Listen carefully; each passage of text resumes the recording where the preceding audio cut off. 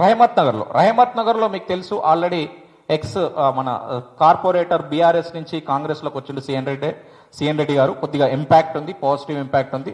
So అక్కడ కూడా Congress leader కావడానికి తను కృషి చేస్తున్నాడు. గ్రౌండ్ లో మాకు కనిపించినటువంటి విషయం ఏంటంటే అక్కడ కూడా లీడ్ లో కనిపిస్తుంది.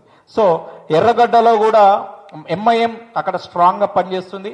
సో అక్కడ లీడ్ ఇస్తుందంటే కాంగ్రెస్ కు ప్లస్ పాయింట్ ఏంటంటే ఎంఐఎం అక్కడ చాలా స్ట్రాంగ్ గా లీడ్ కూడా ఇవ్వడం జరుగుతుంది. సో శ్రీనగర్ కాలనీలో కూడా సేమ్ మీకు తెలుసు అక్కడ బీఆర్ఎస్ కార్పొరేటర్ ఉన్నప్పటికీ కూడా ఎందుకు అంత కాంగ్రెస్ కి మెజార్టీ రావడానికి కారణం ఏంటంటే బీఆర్ఎస్ పై ఉన్నటువంటి వ్యతిరేకత అక్కడ కొద్దిగా ఎక్కువగా ఉంది. సో దానివల్ల అక్కడ కూడా కొంచెం నెగిటివిటీ అనేది బీఆర్ఎస్ కు ఉంది. సో షేక్పేట్ కూడా మైనార్టీస్ ఎక్కువ ఉండే ప్లేస్. సో అయినప్పటికీ కూడా అక్కడ కాంగ్రెస్ గెలిచే అవకాశం కూడా లీడ్ కనిపిస్తుంది. తర్వాత యూసుఫ్ కూడా, వెంగళరావు నగర్ అన్నిట్లో కూడా దాదాపు ఇదే విధమైనటువంటి సిచ్యువేషన్ కనిపిస్తుంది. ఈ సర్వే ఇంకా రాను ఇంప్రూవ్ కూడా కావచ్చు.